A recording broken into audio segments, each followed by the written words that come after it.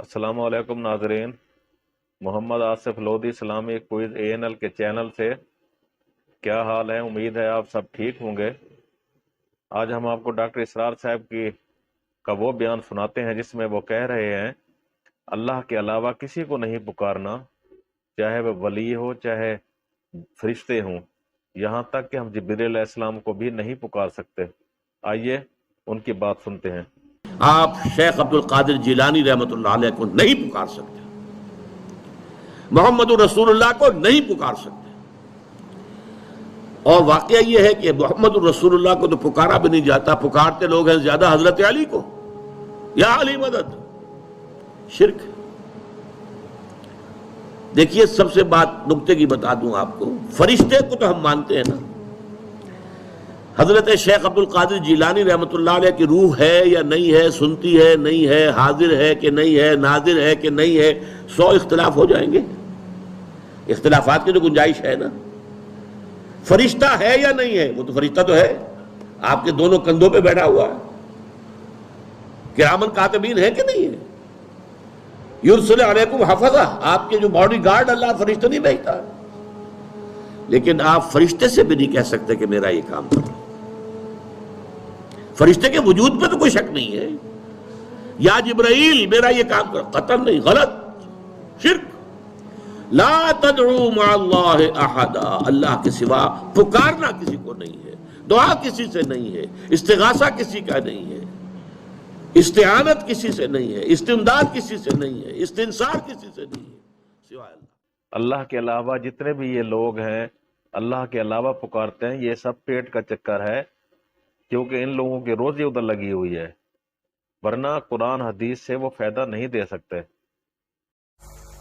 کہ مدد منگوایا رب نے دو سے،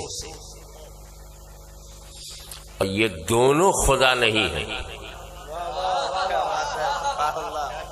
رب نے کہا استعینوا، استعانت چاہو، مدد مانگو، بالصبر والصلاۃ، نہ صبر خدا ہے نہ نماز خدا ہے۔ اب خدا ہی غیر خدا سے مدد منگوائے تو جماعت کو خراب کیوں لگ رہا ہے؟ اللہ ہی غیر اللہ سے مدد مانگنے کو حکم دے رہا ہے، استعینوا آدیش ہے، تو کوئی تو وجہ ہوگی، صبر سے مدد مانگو، نماز سے مدد مانگو، کوئی تو وجہ ہوگی۔ ہاں ہے، دونوں اللہ کو پسند ہے، دونوں اللہ کو محبوب ہے، پسند ہے، تو اس کا مطلب یہ کہ قرآن حکم دے رہا ہے اللہ کی پسند سے مدد مانگو۔ تو خالی صبر پسند ہے، نماز پسند ہے، نبیین پسند نہیں، صدیقین پسند نہیں، شہداء پسند نہیں، ارے بغداد کا غوث بھی پسند ہے، اجمیر کا خواجہ بھی پسند ہے۔ اے ایمان والو، یا ایھا الذین آمنوا استعینوا بالصبر والصلاۃ، صبر اور صلاۃ سے، صبر اور نماز سے مدد مانگو، مدد حاصل کرو۔ کہ وسیلہ لگانا، 3 قسم کا وسیلہ جائز ہے، 3 وسیلہ جائز ہے، اس کے علاوہ سب ناجائز ہے۔ جو جائز ہے وہ کیا؟ پہلا وسیلہ اللہ کے اسماء الحسنی اور صفات علیہ کا وسیلہ۔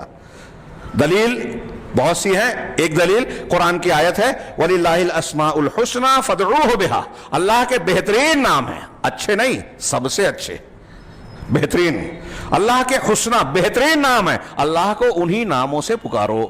دوسرا جائز وسیلہ کہ کسی زندہ نیک، واقعی نیک ہو، قرآن و حدیث پہ عمل کرنے والا آدمی ہی نیک ہوگا، بدعتی آدمی نہیں۔ اللہ کا ولی وہی ہوگا جو قرآن و حدیث پر عمل کرے گا۔ بعض سلف نے لکھا، شاید شیخ عبد القادر جیلانی بھی کہ اللہ کا ولی اہل حدیث ہی ہو سکتا ہے جو قرآن و حدیث پر عمل کرے۔ وسیلے کی قسمیں، وسیلے کی دوسری قسم ہے کہ نیک صالح زندہ آدمی سے دعا کروانا، حاضر میں، غائب میں نہیں، ہاں، جو قادر ہو دعا کرنے پر، ہاں، جو دعا کر سکتا ہو، زندہ ہو، اس سے۔ اس دعا کے ساتھ آپ جہاں رہیں خوش رہیں، ہمارے چینل کو لائک، سبسکرائب اور شیئر کر دینا۔ خدا حافظ۔